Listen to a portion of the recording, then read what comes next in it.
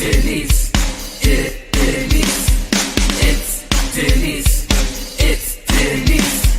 It's Denise. Denise. It's a podcast party. It's a podcast party. It's a podcast party. I gotta say, I feel like we're besties now after this. What's up, guys? It's Denise Salcedo. Hey there, everyone. Happy FriYAY. Welcome to the show. You're watching Speak Now Pro Wrestling on January 20th. And as you guys know, on Fridays, we got two back-to-back shows to talk about WWE Smackdown and AEW Rampage. The majority of the show will be about Smackdown just because there's just so much more to talk about for that show. We do got a couple of items that occurred on AEW Rampage, but for the most part, our AEW Rampage review will kind of be a little bit faster just because there was only so much to talk about. But I'm excited, guys. This is going to be a fun weekend. I'm also wearing my brand new, check it out, everyone. I got the Mercedes Monet. I'm still Monet. A t-shirt that is the Sailor Moon version of the t-shirt. I got it. It looks great, right? I love it. This is a great t-shirt. And I tried to match up the hair. She has the hair differently on the t-shirt, but Sasha has worn the little buns on. So I tried to kind of, get in the vibe, try something different, try something new for these shows. So yeah, also tomorrow I am going to be making my hosting debut on Busted Open Radio. And so I literally have to be up at 3:30 a.m. tomorrow. It's not even funny. I'm going to be up at 3:30 a.m. tomorrow because the show starts at 9 a.m. 9 a.m. Eastern time. And for me, that's 6 a.m. But I have to be there an hour early for a meeting, which is 5 a.m. And I need at least an hour and a half to get ready and eat breakfast. So I need to be up tomorrow at 3:30 a.m.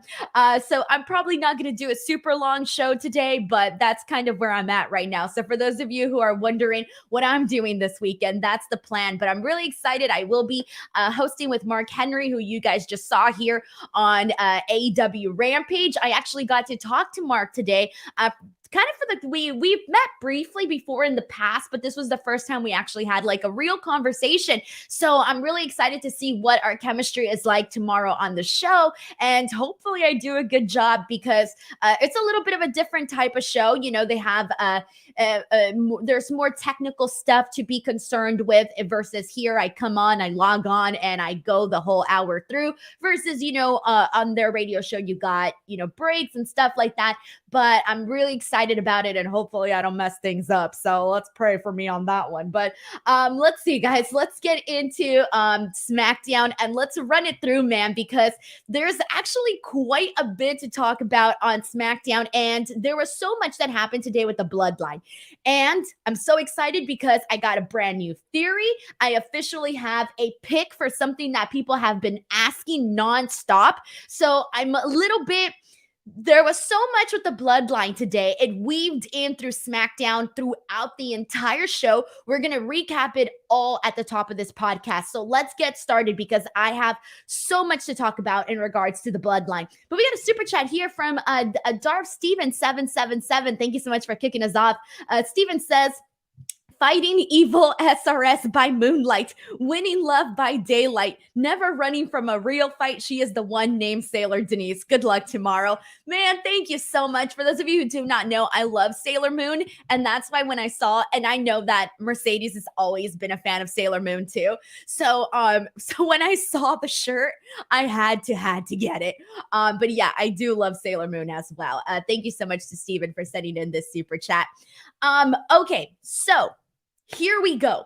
Also, for those of you guys who are wondering where you guys can listen to the Busted Open Radio show, you can literally just like on any podcast platform, just like type it in, Busted Open Radio, and you can listen to it on Spotify. You can listen to it on Apple Podcasts. Even if you just search on Twitter, then you can find the episode there. And I'll be sharing links and stuff tomorrow as well when I go live with Mark and whatnot.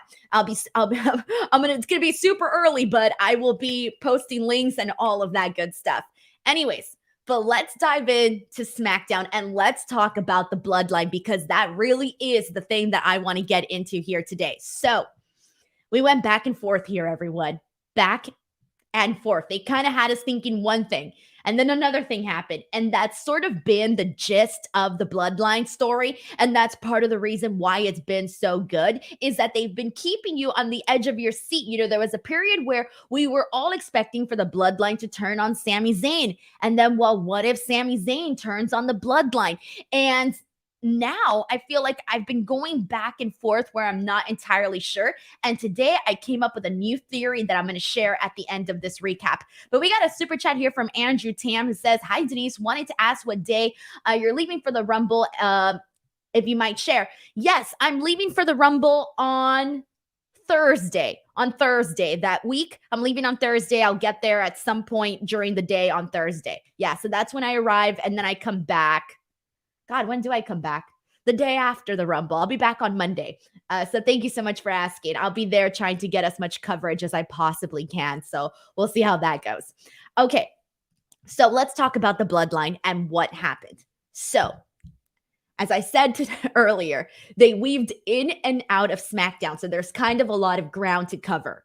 So the first thing that we saw was they rolled up. They opened up the show with them all coming in their fancy cars, and the Usos get out. Paul Heyman gets out. Sami Zayn gets out. Roman Reigns, all of them. And Sami is so pumped. Sami's being Sami. He's doing his special handshakes with the Usos, and, you know, he's really vibing, feeling himself. Roman Reigns gets out of the car, and then he tries to go in and give Roman Reigns a fist bump, but Roman Reigns disses Sami Zayn. He disses the honorary Oos man.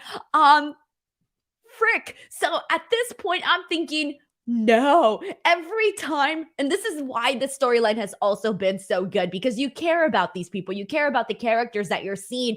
Sami Zayn, when he's sad, I'm sad. When he's happy, I'm happy. He's very good at, I don't know what it is. It's just this natural thing that he has, and why the character's so good, because you can easily feel for Sami Zayn, right? Like, he's a very relatable character. And so Sami Zayn goes in for the fist bump on Roman Reigns, and Roman Reigns denies him and disses him. And and Sami Zayn just has like this very shocked face. And as a viewer, I'm like, God damn it, Roman. God damn it. What now? What now? Because the events that unfolded last week on SmackDown, it was Sami Zayn versus Kevin Owens. And the whole thing was that supposedly none of the members of the Bloodline were going to be there because Sami Zayn was on his own, and Roman Reigns had asked for him to defeat Kevin Owens all on his own. But then the Usos basically ended up costing the match for Sami Zayn, and Sami Zayn was the one that he looked upset at the end of the night, which he rightfully should have been upset at the end of SmackDown. But then, you know, they closed it off and everything was fine, right? But when Roman Reigns later, so after this, after he gets dissed, there's a later scene where they're backstage and it's just Paul Heyman, Roman Reigns, and Sami Zayn. Now, I also want to make sure to shout out like production on this, because this was really nice in terms of how they set this up to really stage the mood, and also to put over, how do I explain this? As we know, Roman Reigns, head of the table, tribal chief, yada, yada. The way that they positioned them on the camera, you had Roman Reigns, who was very, very like up close, right? And then you had Paul Heyman, who was in the far back right behind Roman Reigns, and then Sami Zayn behind him as well. So nobody was, you know, on par with at the same level as Roman Reigns. So I kind of like little things like that in terms of production, because I think it tells a little bit more of the story in terms of who's in charge and what's going on. And it just adds more power to Roman Reigns. The way little things like that, they work, right? So we get this backstage segment, and Roman Reigns is pissed off at Sami Zayn. Sami Zayn tells him, like, you know, I kind of felt like you gave me the cold shoulder earlier, and I want to know if there's something wrong. What did I do? Why are you upset with me? Why didn't you want a fist bump with me? And Roman Reigns basically tells him that he's upset at him based on the fact that he saw the way that Sami Zayn was at the end of Smackdown, that he saw the way that Sami Zayn seemed to be upset, and Roman Reigns essentially didn't like that. And he tells Sami Zayn, like, be straight up with me. And then this is where Sami Zayn fucks up. So Sami Zayn messes up here because he mentions Kevin Owens, and he mentions, like, he's going on about how he's basically trying to get back on the good graces of Roman Reigns, right? But along all of this, he ends up mentioning Kevin Owens. And the second he mentioned Kevin Owens, it was like the tensions just got really, really high in the room, and Roman Reigns snapped. He snapped and he's like, get out, get out. Get out now, this and that. He doesn't want to see him. He wants Sami Zayn out the door. And this was really, really good because to me, this was funny because the way that Roman Reigns is acting with when he hears the mention of Kevin Owens' name, because to me, it's funny. And I tweeted this out. It's almost like you're on a date with someone new, right? And they keep talking about their ex. You're going to get pissed. You're going to get annoyed. And to me, Roman Reigns was like the new girlfriend, and Sami Zayn was like the boyfriend that keeps mentioning his ex, and the ex being Kevin Owens. And so that was the whole vibe for this, okay? So that's where we kind of start things off. Then this ends with Roman Reigns and Sami Zayn not on the same page, okay? But then later on, Paul Heyman, the wise man of Roman Reigns, decides to kind of tell him, like, hey, you know what? Given that we're going into this match with you and Kevin Owens at the Royal Rumble, and you're about to do this contract signing, maybe it's better that Sami Zayn actually is, kept on our side. We should keep him on our side. So basically, Roman Reigns calls back Sami Zayn and mends things with him and tells him, you know what? I had a temper. I know that you just want an open line of communication. So they end on good terms, okay? Good terms. This all leads to Roman saying that all he wants is the same amount of love and loyalty that he puts out. He wants that in return. And this goes back to the ex-boyfriend, ex-girlfriend situation where she just wants to be loved. Stop talking about your ex-girlfriend and give her some love. That's what this whole thing was to me. But anyways, so Roman Reigns says all of that to Sami Zayn, and Sami's basically saying, I'm going to do everything possible that I can. My best interests are in the bloodline, and I will do anything you want me to do. And Roman tells him, okay, fine, go find the Usos, go call the pilots, and as soon as we're done with this contract signing, we're out the door. The contract signing comes. Kevin Owens ends up attacking Roman Reigns, putting him through a table. Everyone's shocked. Sami Zayn runs out, but he runs out too late. And it basically ends, Smackdown ends with Kevin Owens basically off in the crowd. So that was the whole thing that we got here. With that being said, there's a lot to unpack. So I mentioned earlier that I had gone back and forth in terms of Sami turning on the bloodline turning on Sami, blah, blah, blah, right? We've gone back and forth. I have a new theory, and I haven't really worked out the details of this theory, but it hit me today. And I think the reason it hit me today was because there just seems to be a lot of moments between Paul Heyman and Sami Zayn. There's just a lot going on between those two. And history has taught us we shouldn't really be trusting Paul Heyman at all times. Now, again, I haven't worked out all the details of my theory here, but I think that Paul Heyman might secretly be in cahoots with Sami Zayn. Let it soak in just a bit, because I know some of you are probably like, what the is she talking about? Guys, I have a gut feeling. That there's more going on with Paul Heyman and Sami Zayn than we might know of. I don't know what this means, but my gut is telling me there's something there. And I wouldn't be surprised if Paul Heyman just aligns himself instead with Sami Zayn. I don't know, guys. Maybe he's secretly helping him. I don't know. That's the vibe that I got here today. So I'm curious to see what you guys think about this. And then the other thing, and this one I think is going to be an interesting topic too. A lot of people have been asking me, who is my pick for the Royal Rumble, for the men's Rumble? And I kept saying, I don't have a pick yet. I'm not sold yet. I don't know. I just didn't really have my pick yet. Based on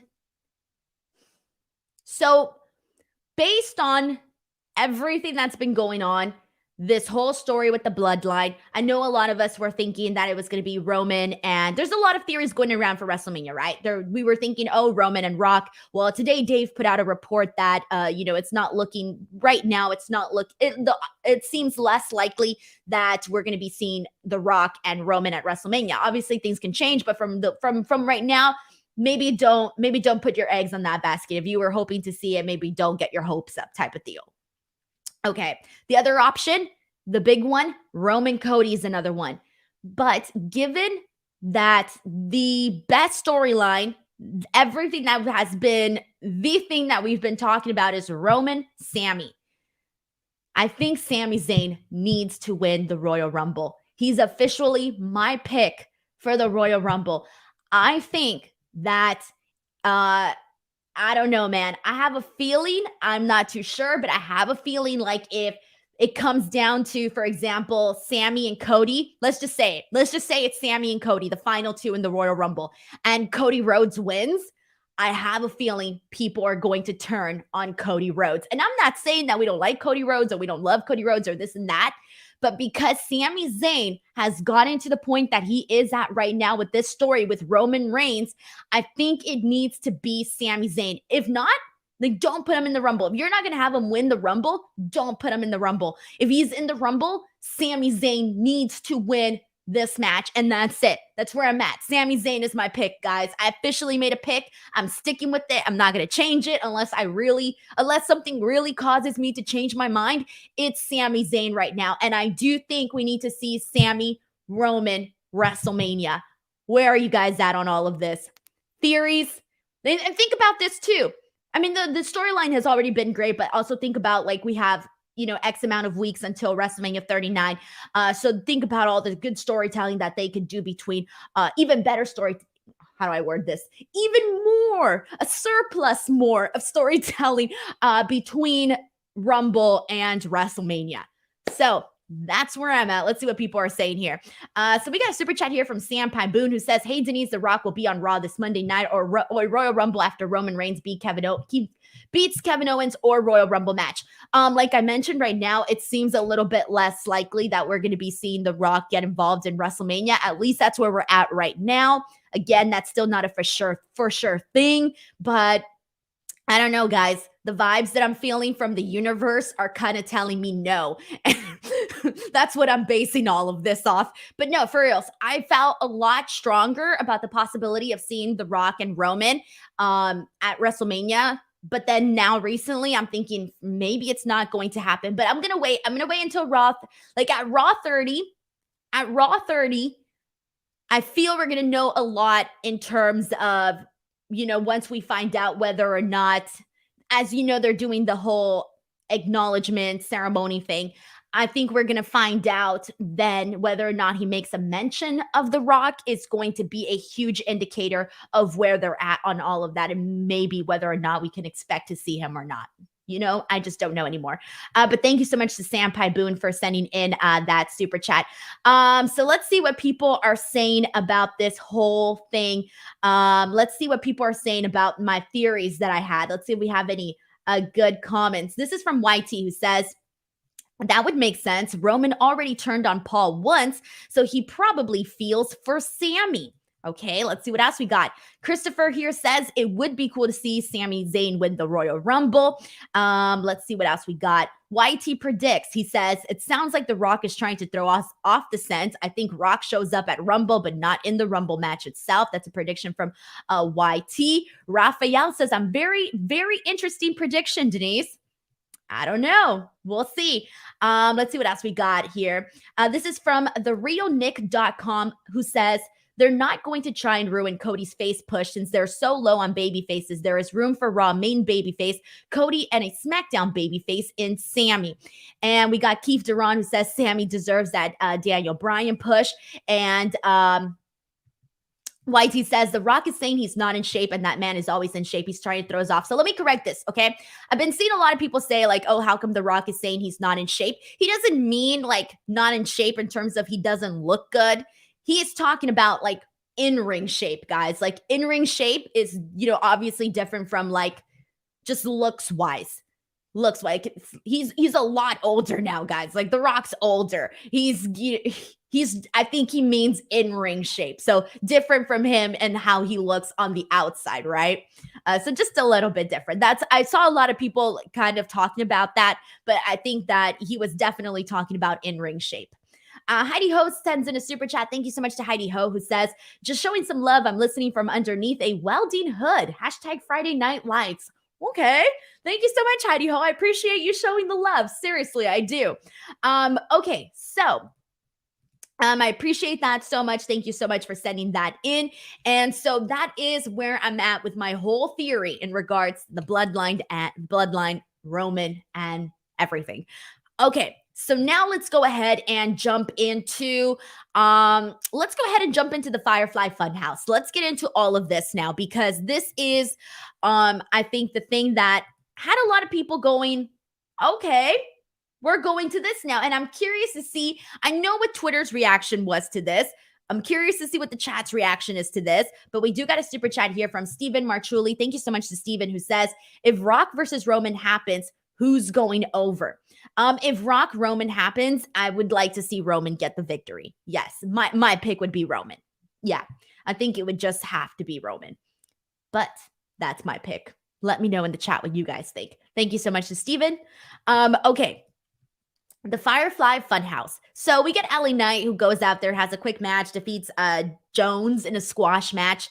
Afterwards, Bray Wyatt's symbol pops up on the screen, and we end up getting the Firefly Funhouse returns. It is back. So there was some funny stuff in this. So Bray Wyatt, first of all, is like doing something. He's like fixing something or whatever. And the camera, it starts off showing his butt, and then it moves, it pans up. But his butt, he's supposed to be showing, like, BCA, butt crack alert. He's supposed to be showing his butt crack. I hate saying butt crack on the air. But anyways, he's supposed to be showing it, but instead they have his logo covering it up. So it's kind of funny. So he's got the plumber thing going. But he comes in, he welcomes us into his funhouse. It's back. And, he's talking to all his little buddies in the Firefly Funhouse. And there was some really funny stuff in this, because he makes fun of LA Knight's name. Thank God. I kind of got irritated that, like, I'm sorry, but it's such a dumb name. I agree with Bray Wyatt. Who the hell wants to be called Los Angeles Knight? Seriously, that's the way he said it. LA Knight, Los Angeles Knight. Like, come on. Who wants that name? Nobody here would sign up to get that name whatsoever. Can you imagine this? You're signed to the WWE. You get your big moment. You tune in. Christopher, whose name I just saw in the chat. Christopher, you get signed by WWE. You show up and they name you LA Knight. I would be bummed. Anyway, so thank you to Bray Wyatt for bringing this back up, because I've had a gripe with this name for the longest time. And I'm from Los Angeles, and I didn't like the name. My God. Anyway, so he's right. Thank you, Bray Wyatt. After this, there's a funny part where his rabbit says that he likes LA Knight, and says that LA Knight, is like the Miz, but with muscles. Poor Miz. Miz is always finding himself at the butt of the joke, always. So afterwards, we get an Uncle Howdy video interruption on one of those really old TVs. You guys remember those really old, brown, big, thick TVs? I still have one, by the way. My grandparents have one in their garage. So on one of those, we get the Uncle Howdy video. And then afterwards, he just says that Bray needed a little bit of a push, And then we come back to Bray Wyatt, and Bray Wyatt essentially blames LA Knight for opening the door and having to deal with whatever happens from that. So here's my thing. And I'm a little bit, I don't know if this is an unpopular opinion or even an opinion. I don't know. So my whole thing with this is I do not mind the Firefly Funhouse being back because there's a lot of, there's been so many fun versions, not versions, but fun. There's been so many fun editions of the Firefly Funhouse that we have seen. However, with that being said, I thought that when Bray Wyatt came back and we had this whole, piece the puzzle with the white rabbit stuff and the QR codes and this and that, I thought we were going to see a new character, something completely different. And I know what the Firefly Funhouse looks like. I know what the Firefly Funhouse is. And I feel like we're just going back to the same thing. And so that's where I'm wondering, I don't know, I prefer this, to be honest. I do prefer this over what we've been getting the last couple of weeks with Bray Wyatt. But at the same time, I was expecting something different, something new. And I feel like right now I haven't gotten anything that's really new. So personally, that's where I'm at right now. And also, thank goodness that Michael Cole finally said on commentary that we have no idea what the pitch black match is, because this whole time I thought that they just didn't want to tell us. So finally, I'm glad that they acknowledged that they don't know what the pitch black match is either. But there you go. Let's see what we are saying. And I knew you were going to say this. Christopher says, I wouldn't mind that. I wouldn't like that name, Denise. Exactly. Can you imagine? Think of whatever your hometown is right now. Your hometown, wherever you're from. I don't know, Fresno, California. You'd probably be Fresco Knight. All right, that's really bad. But there you go. For me, I just want to see something different, but I do prefer this over the previous stuff that we were getting with Bray Wyatt. So thank you so much to Brandon Rosen, who sends in a super chat saying, I'm sorry, Denise, but none of what Bray Wyatt does makes sense to me anymore. The match with LA Knight had better be good. It has to be, because again, we don't know the rules to the pitch black match. We don't really know much of anything that's going on with the pitch black match. So it could either bomb and be terrible, or it could be really freaking great. It's one of those things where you really don't know, because we don't have anything. Again, we don't know if it's going to be a cinematic match. Are these guys going to be blindfolded? Are the lights going to be down? All we know is someone's going to win by pinfall or submission, because that was already said. That's it. That's all we know right now. So that's where we're at. But thank you so much to Brandon Rosen for sending this in as well. Okay, so now let's go ahead and get into the tournament here. So as you guys know, we are having the tag team title tournament. And God damn it. Oh, there it is. Oops, sorry guys. I didn't mean to get frustrated here, but I literally screenshotted this so that I could make sure to put it in this show. And then I threw it away in the trash. And so now I have to bring it back. Okay, here we go. Okay, so we got the tag team title tournament here today, and I kind of want to go over this all together because it doesn't make sense to really separate it. But I do want to say this: I thought that the way that the show flowed today with the tag team tournament, I thought it was really good. There was a lot of great stuff. A lot of the first round matches that we saw, I thought were pretty spot on. So here we go. This was the bracket that we had. So today we saw Drew McIntyre and Sheamus, the Banger Bros, against the Viking Raiders. Then we saw Los Lotharios versus Hit Row. We also saw the Brawling Brutes versus Imperium. And then we also saw the Maximum Male Models versus Legado del Fantasma. So now let's talk about how these matches actually went. So the Drew McIntyre, Sheamus, Viking Raiders match was honestly currently one of the best Viking Raiders matches that we have gone in a hot minute here on SmackDown, because one of the issues that I've had with the Viking Raiders as of late is that they have made them very cartoonish. Prior to their, they had a little bit of a period where they were away. Prior to that, they were just in these really nothing throwaway matches with Los Lotharios that didn't really mean anything. So they really weren't doing the Viking Raiders justice. And I was just talking about this on a previous show where I was saying, like, man, I was always such a big fan of the Viking Raiders, and they took so much of that away. But not today. Not today. They had an awesome match here. This was definitely, I would say, maybe my first, maybe second match, a favorite match of SmackDown tonight, because it was really good. They just went out there. They actually let them really go at it. There was a moment where Drew went for the Claymore, but Ivar got him with a spinning heel kick. That was fun. Seeing Sheamus and Eric just go at it, clobbering each other, that was really fun too. Ivar doing the splash off the top rope, Sheamus hitting him, hitting Ivar with the kick to eventually get the win. He then gets the bro kick, gets the win on this actual match. It was really freaking good. This was definitely what we need to see and what keeps the tournament actually feeling special. So anyways, the Banger Bros, they move on in the tournament. After this, we saw Hit Row versus Los Lotharios. Now, I cannot say the exact same thing about this match. I actually have a lot that I want to dive into in regards to this, because pretty much every first, I would say, well, there was 4 first round matches. 2 of them were really good and 2 of them were not good. This was one of the ones that was not good. This was a less than 3-minute match. We should have known what they saw and thought of this when Los Lotharios didn't even get an entrance. Angel and Roberto, they hit 2 double suicide dives, but B-Fab ends up grabbing the leg of Angel Garza, and this allows Ashanti the Adonis to essentially go in and roll Garza up and get the victory here. Now, Hit Row advances. Great. They were the ones I figured would advance in this tournament. But here's my but.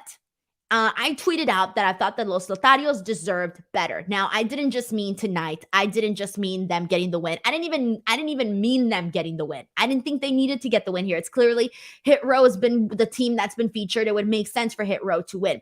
With that being said, the reason why I tweeted that is because I really do think that they're wasting them away. They haven't done squat, man, with Los Lotharios. They haven't done squat. And Angel Garza is so entertaining to watch. The amount of charisma this man has. He has more charisma than all of us here together on one little pinky. Now, granted, I don't know everybody here individually, nor your charisma levels, but I'm just trying to get the point across. The man is very talented. And I get bummed out about this because I'm like, this is the same thing we're constantly seeing. Why do you guys just put them in a bubble? They're in a bubble they can't burst. I feel so bad, but they need to do so much more with this team. They're just there. They're just there. It really sucks. And there's room for them to be a hot tag team. There's plenty of room to continue building up this tag team division. And this is honestly I would say that the SmackDown tag team division I'm a bigger fan of than the Raw tag team division. Yeah, I am. I think about it because there's a lot of teams that I really enjoy here. But I feel so bad that they're kind of wasting them away and not doing anything. Like, they don't even give us a chance to take them seriously. We all knew that Hit Row was going to win. We all knew this match was going to be a nothing match, jobber entrance, less than 3 minutes or whatever, 3-minute match. Give us an opportunity to care about these guys. That's all I ask. Give us an opportunity to care about these guys on the show. That's what I meant by Los Lotharios deserve better. Anyways. So, and thank you. Everybody's agreeing. Fernando says, I agree. Los Lotharios are too good to be booked the way they have been. Yeah, man, it bums me out. It's the same thing all the time. Just do something different. Come on. All right. Anyways, continuing on with this tournament because, man, polar opposite side here. The Brawling Brutes versus Imperium.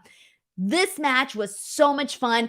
Anytime we see the Brawling Brutes and Imperium together in the ring, it's always a blast with them. Always a blast with them. They all do really good work, and I was expecting to see, I honestly thought I was 50-50 on this one. I thought they could have gone either direction, and either direction would have been perfectly fine with me. I just didn't know who would win. Perfect. Why? Because both teams have been presented well. Both teams go out there and get an opportunity to really shine. And so this was great. I love Butch, man. Butch is literally my favorite person to watch on Smackdown in terms of like in-ring wise. He's one of my most favorite people to watch on this show. So yes, they gave this match respect in terms of time, in terms of, just letting them go out there and do their things and being competitive. We do see the Imperium get the win here. Imperial Bomb for the win, and they advance. So there you go. That was that one there. And then afterwards, we got Maximum Male Models versus Legado del Fantasma. Another really fast match, but we saw Legado get the win, and that was pretty much expected. I don't think anybody was expecting poor Maximum Male Models as well. So for the semifinals, we're going to be seeing Drew McIntyre and Sheamus take on Hit Row, and I'm clearly expecting to see the Banger Bros get the win. It would be an upset if Hit Row got the win over the Banger Bros. Imperium versus Legado del Fantasma, I think it definitely has to be Imperium. It just feels like that's the direction that they would go in with this, although if Legado del Fantasma got the win, that'd be freaking awesome too. But I am expecting it to be the Banger Bros and Imperium in the finals, for the Banger Bros to win the entire tournament and take on the tag team champs. So that is where we're at with the tournament, and that was my little rant that I had for the day. Okay, so after this, the only other thing that we need to talk about on SmackDown is the women, and that is Charlotte and Sonya DeVille. So, as we know, Sonya DeVille wants another title opportunity. We all know this, and I want to say that Sonya is doing a really good job of, because here's the thing, like Charlotte's supposed to be a baby face. Like I know we've talked about this before, but I know doesn't feel as natural, but she's supposed to be a baby face in this. That's the way that I'm seeing this. And I think that Sonya is doing a really good job at, getting heat from the crowd, doing a good heel. Like she's really good in this heel road so that it could be very clear that she's the bad guy and Charlotte Flair is supposed to be the good guy, type of deal. So they're doing a good job with all of that. I think that Sonya is doing a good job of making us, want to dislike her, right? That's her job that she's supposed to do. She's doing a pretty good job. Charlotte throws a little line and she says that she calls Sonya an entitled and arrogant. And she says, see, I'm not the only I'm not the person here who's entitled and arrogant, because that's some of the criticisms that Charlotte Flair has gotten. So she basically tells Sonya DeVille, focus on the Rumble instead of trying to jump in front of the line. And she tells her, okay, fine. This is the part that I didn't like, because Charlotte, so Sonya's asking for a title shot. We know this. She's made it very clear.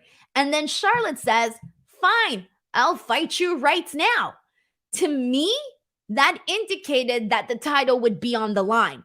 Charlotte Flair knows Sonya DeVille wants a title shot, and then she said, okay, I'll fight you right now. So for me, I thought it was indicated that that would be just giving her a title shot just to basically shut her up type of deal. But no. So then Sonya says, no, I'm not going to do this with you because there's nothing on the line for me unless the title's on the line. And to me, it was like, oh, I thought that was a given, but I guess it wasn't. So Adam Pearce comes out. He tries to lay down the law, but he fails. And instead, Sonya attacks Charlotte Flair from behind. And then Sonya and Pearce beef because they beef all the time. These two cannot see eye to eye with each other. The real money here is in Adam Pearce versus Sonya DeVille, because they have not been seeing eye to eye for like the last, I don't know, year or so, maybe even more than that. Ever since Sonya came back and she was doing the whole GM role, she and Adam Pearce have not seen eye to eye on anything. I mean, like, these two are polar opposites. They will fight about Walmart versus Target. They're always going to be on polar opposite sides. But anyways, with this, I think that, they're doing the best with what there is right now with the SmackDown women's division. And this is definitely a huge improvement on where we were at previously with Ronda as champion. So I'll take this. We also got another video promoting Lacey Evans. Same thing with Lacey Evans, guys. It's one of those things where I think there was something there, but now it feels lost. And I think they're trying to find it. They're trying to grab it. I don't know if it's there, guys. Lacey Evans has been more of a complicated character, I would say, in terms of they just don't know what to do with her. They don't know what sticks. Nothing is working. I don't even want to go down that rabbit hole again because I've gone down that rabbit hole numerous times here. I don't even need to do that again. We also got a quick backstage segment with Cross and Scarlett talking about the Rumble and Rey Mysterio. Nothing much there. But that was pretty much the majority of what we really needed to talk about in regards to SmackDown. But it was a really good show today. Again, the tag team tournament stuff and the Bloodline stuff was really what kept this show going. So this was fun. All right, so now let's go ahead and get into AEW Rampage. This is going to be very short because I only thought that there was so much to actually talk about. And I only even want to talk about certain things because I felt like there were things that I just think that they need to continue to spruce up Rampage. And it's been very hard sometimes, I think. This was, I would put this, I don't know if I would put this on the better side of Rampage. There was some stuff because like even Jungle Boy, Ethan Page, like that was a fine little opener match. That was a fine little opening match. But I don't think that I'm necessarily too invested into the story right now with everything that they're doing with Jungle Hook. Like I like Jungle Hook and I'm interested in that, but I don't know if I'm too invested in what they're doing with Ethan Page and Matt Hardy. And I don't think I'm really feeling this very much just yet, but I did like to see the little back and forth that we did get with Jungle Boy and Ethan Page. That was fine.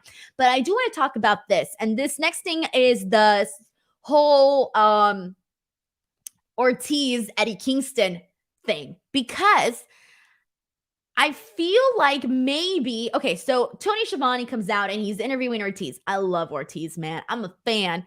So anyways, Ortiz calls out Eddie Kingston because he's upset that Eddie Kingston, got so ahead of himself that he got on the verge of hitting a woman with a chair. And that was definitely not something that he could have. And he's scolding him. How did your mother raise you this way? And, he mentions homicide and tells him like, what would he think of you for doing this? And so they're, really upset here.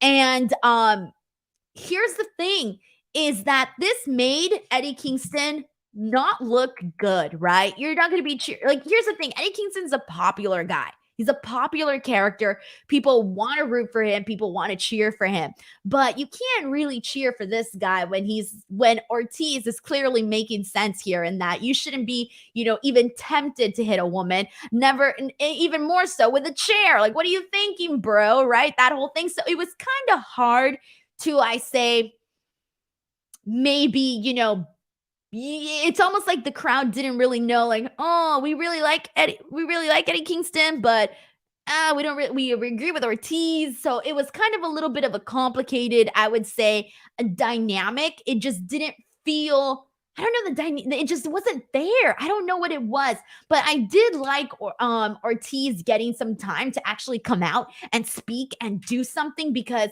as you guys know, Santana and Ortiz are literally my favorite tag team. Santana's still out with an injury, but they're literally my favorite tag team. So I can't wait to see them come back and pick up where they left off of because even before the injury, I was always talking about how they should really be utilized more. But I really hope when he comes back that, things really take off for them. And I feel bad because I feel so many other people have come and gone, and they've sort of been forgotten about as a unit. So I do feel bad in that sense as well. So I hope we get to see them really come back strong. So I don't know. I was definitely torn on this whole situation with not really knowing where to go back with this.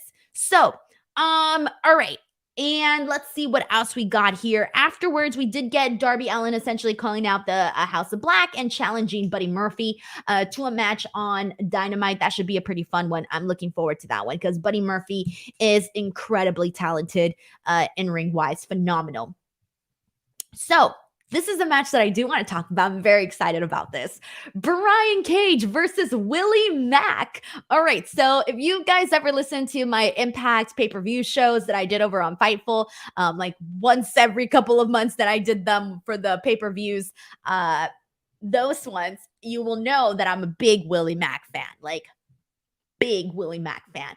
I've been a fan of his for freaking years, okay? Like years. When I first started really getting into the independent wrestling scene and, doing discoveries and, just trying to find out, what I liked, what I didn't like, what promotions I was going to go to, what promotions I wasn't going to go to. Oh, there's this cool wrestling show. Okay, I'm going to go here. And I've said this before, but I would literally, I remember planning WrestleMania 32. Yeah, WrestleMania 32. I remember WrestleMania 32 weekend in Dallas. And you guys know for WrestleMania weekend, there's always so many events, right? And sometimes you're like, oh shit, that show looks good. Oh shit, but that one looks good too. Oh crap, I could only go to one because they're running against each other at the same time. So which show should I go to? My whole thing was I always go to the show that Willie Mack. If Willie Mack was on the card, that was the show that I picked. Always. Anyway, so I've always been a big fan of his, and I think that he's finally getting an opportunity. I also got to see throughout the indie scenes, got to see him there, but also when I did get to work with Ara Lucha, I got to kind of, see him even more there too. And then afterwards, I've just kept seeing him everywhere. Impact Wrestling, AAA, you name it. Making the rounds and going places and doing things. And I always thought, I always wondered, why Willie Mack wasn't on a bigger scale given the talent that he has in-ring wise, right? Especially with a guy his size. It's very interesting to see him do the things that he does for a guy his size.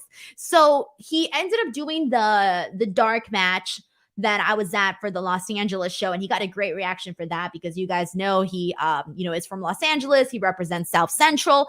And so he got a phenomenal reaction at the Kia Forum. And the match that he had with Brian Cage, I thought was really good. I actually liked the dark match more than I liked this Rampage match. And that's not to take away from this Rampage match. I just really liked the other match too. But this one here was phenomenal. They let Willie show his shine. You knew he wasn't going to win because Brian Cage is going into that match with Bryan Danielson. So you definitely needed to see him get a win before that match with Bryan Danielson. So it was clear that he was going to get the win. But this was still really fun. They had some really good moments. Cage slamming him onto the ring apron. That was fun too. Brian Cage gets the win, but I really do think that Willie Mack, I think he would be phenomenal if he were to be signed for, I know AEW is already overflowing with guys, so I'm actually going to throw out Ring of Honor. I think that Willie Mack would be a phenomenal addition to the Ring of Honor roster, and I won't be surprised if maybe that's the direction that they're thinking in terms of his future. And it will be well-deserved, guys. Well-deserved. And kudos to Brian Cage, man, because Brian Cage goes out there and he does the job, and I'm a big fan of his too.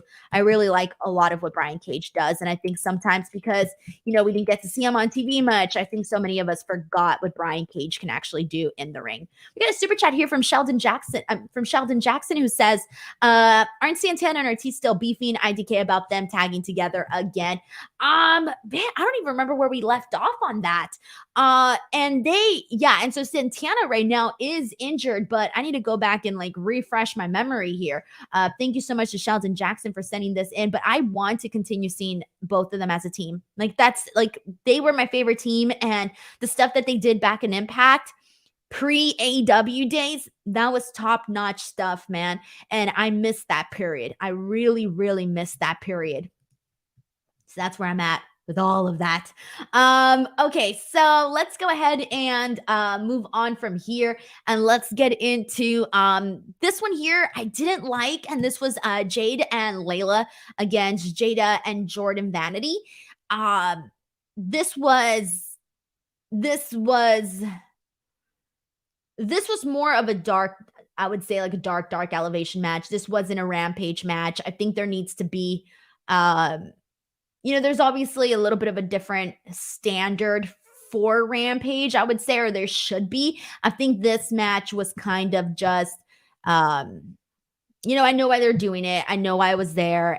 Jade needs to keep getting, her wins and all of that, and that's great. But there really wasn't anything to this match whatsoever. I thought this was actually just not good. Jade gets the win with her Jaded, thumbs up, but there really wasn't anything there to really be over the moon about. Toni Storm versus Britt Baker versus Ruby Soho was announced for AEW Dynamite. That should be fun. Okay, I'm here for that. I think that's going to be a good one. And the match that I really enjoyed on Rampage today, aside from Brian Cage and Willie Mack, was Action Andretti versus Daniel Garcia. And the reason that I enjoyed this because, we got to see Action Andretti have one of the biggest moments, of like AEW TV in terms of him getting that win over Chris Jericho. It was huge and unexpected, and he got over with the audience. And then after that, we kind of just, we've been seeing a little bit more of him. He got that big fireball to the face, which looked brutal to this day. Even when they showed the replay, I was like, oh shit, I forgot about that. And he really burned his whole face off. That looked really good, actually. But today was a little bit of a reminder in terms of, I think I realized why part of the reason why Action Andretti really got over in that match with Jericho and watching this match today is he really reminds me of a young AJ Styles. That is the vibe that I am getting from Action Andretti. He has young AJ Styles vibes, and not in the way that it's like a copycat version. No, more in the way that maybe he might have been influenced. And to me, here's the thing, you have so many high flyers and there's all these high flyers and whatnot, but he feels different. He feels different from Bandito. He feels different from the Young Bucks. He has more of a different vibe. And I think that was part of the reason why, I feel like today I got to really kind of just it opened my eyes to that. And so my whole thing at the end of this match was, man, I cannot wait to see Action Andretti. Really, we're going to get to see his rise, guys. This is it. We're going to start seeing his rise in wrestling. He's going to be one of the top guys in this business, period. He's going to get there. And we're seeing the rise right now. So it's been really cool to just get to see a little bit more of him. And I hope they keep it going. I just want to see Action Andretti go out there and have all of these matches with a bunch of random guys. And that's kind of all I want. Literally, that's all I want. That's all I want to see. All right. So that's where I'm at with all of that. Everybody's putting over Action Andretti. CC Funk says Action Andretti is a very good worker. Aizen White says he sees that comparison. James Jones says he does. Good point out, Denise. Thank you. Every now and then I have a hit. Every now and then. But yes. So there you guys go. That was Smackdown and that was Rampage for today. I seriously want to thank you guys as always. I know it's a Friday night. Some of us go out and have a life, but some of us here watch wrestling and then talk about it after. So thank you so much for joining me here today on this show. For those of you who do not know, I'm live 3 times a week. Tuesdays, I'm here to talk about NXT. Wednesdays is my most popular show of the week, and that is AEW Dynamite. And then Fridays, I'm here for my most chillax show of the week, and that is Smackdown and Rampage. And again, I will be back next week for all of that. And then after that, we're getting into Rumble Weekend, everyone.